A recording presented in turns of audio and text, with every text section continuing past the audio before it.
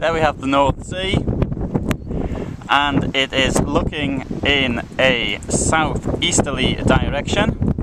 It is now approximately 9:20 in the morning, and this is the end of Tynemouth Pier. And I'm going to talk about the pier today. I came out especially in the mornings when the sun behind me. Not necessarily in the moments in front of me, but the main piece is going to be behind me. And looking over down here, you can hear me, of course, through the racket. So the wind is pretty strong out here.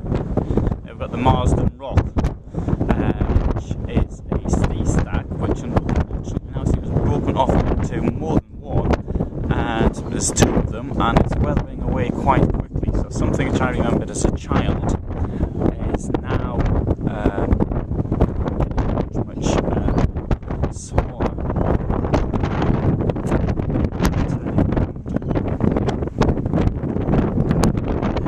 South here at South Shields, that is the which takes the Tyne. Because there's two of them. And there we have the Tyne. There's the look down the Tyne River. And the Tyne is a major exporting river, it's now a major importing river. And first of all exporting wool, and then coal, and then steel and ships and things of that nature. But one of the problems was the shifting sands, and the sand got to come in and block parts of the river, and obviously dredging started to take that. But another problem was the being exposed to the North Sea. Now today is the 18th of August, and it's a pretty sunny summer's day by the standards around here, and as you can hear, it's pretty blowy. Without the pier here, the Tyne was exposed to the full force of the North Sea. And the two things, shifting sands plus the exposure, meant that ships could run aground, or indeed wrecks. Straight in front of me, we have the Marsden Rocks. The tide's up, so you can't really see them, but there is a little bit of a swell around them. Sorry, not Marsden Rock, the Black Middens, the Marsden Rocks, the Black Middens, which is very shallow water on the northern bank. You see some birds there as well, sort of sitting on the rocks, sort of sticking above the surface. And today we have the channels are actually laid out where the ships can actually pass through, but that wasn't done earlier to this extent.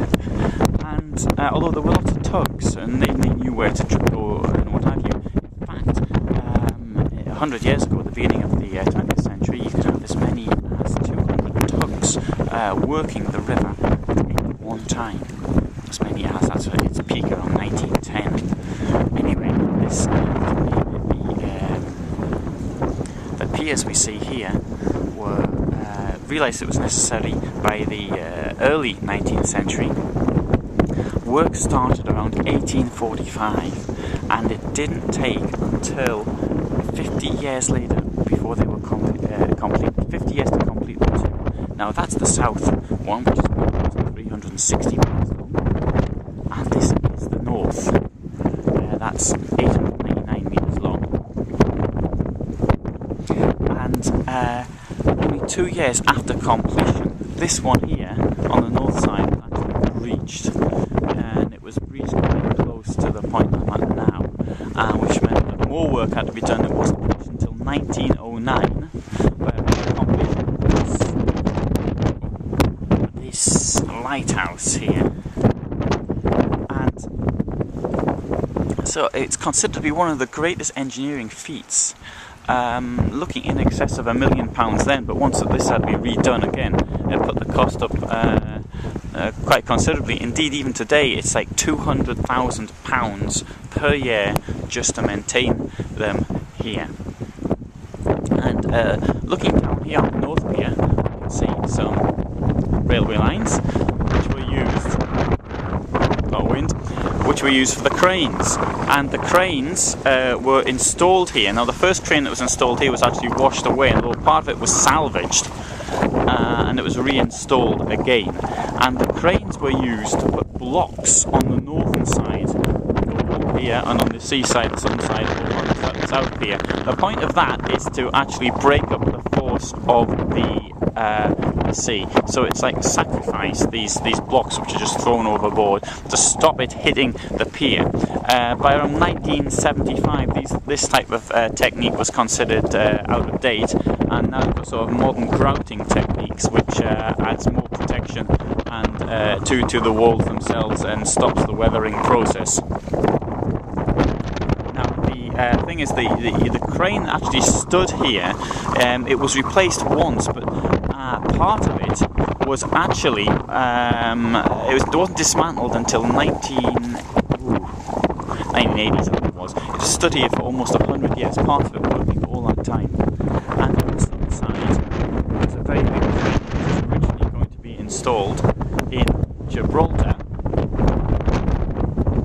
and the order was cancelled for Gibraltar, and it was bought for here instead. Now, looking down here, there's the Tyne. So on the left hand side we've got South Shields, and on the north side we've got North Shields, and further there we have Tynemouth Priory and Castle, which looks quite magnificent in my opinion, although it's probably on the wrong part really to defend the river. It probably should have built on that promontory there and not the one on the right. The one on the right's higher, but it doesn't actually control the river entrance as such. But anyway, that's where it's been built. 3 kings of Scotland were actually crowned in there, and that's why the logo of Tynemouth is 3 crowns, which represent the 3 kings of Scotland who started off their kingship there. Now looking up further north, at Whitley Bay, we see St Mary's Lighthouse, and beyond that we've got Blythe and the wind turbines. They probably don't look very clearly. And for those of you who may have seen my Get Carter films, that's where the film ended. Well, not quite ended. The second of last scene, although it's the last scene in the film, but it's the second of last scene really. It was actually filmed up there, just to the north of Blythe. And I won't be going there in this trip to film it, but maybe somebody else will do so. And now this, I think that this is a really nice part of the world. It's really good, but I'd be only too happy to live here if it were 1,000 kilometres further south. Well, at least 1,000, maybe even more. The problem is the weather. Today's the 18th of August, and you can hear what the wind's like. And I've been here for a couple of weeks, and this is the first day I'd even come out here and film it. I wanted to get the sun behind me as much as possible, so the sky would be reasonably blue to film the Tyne. And there you have it. But the weather really does let us down. Of the beaches, there's a little beach in front to the left of the castle, and there's a nicer beach to the right of the castle. Both very nice beaches, very nice sand. But again, the weather lets us down. Colour coats further up, also very nice beach, but again, the weather lets us down completely.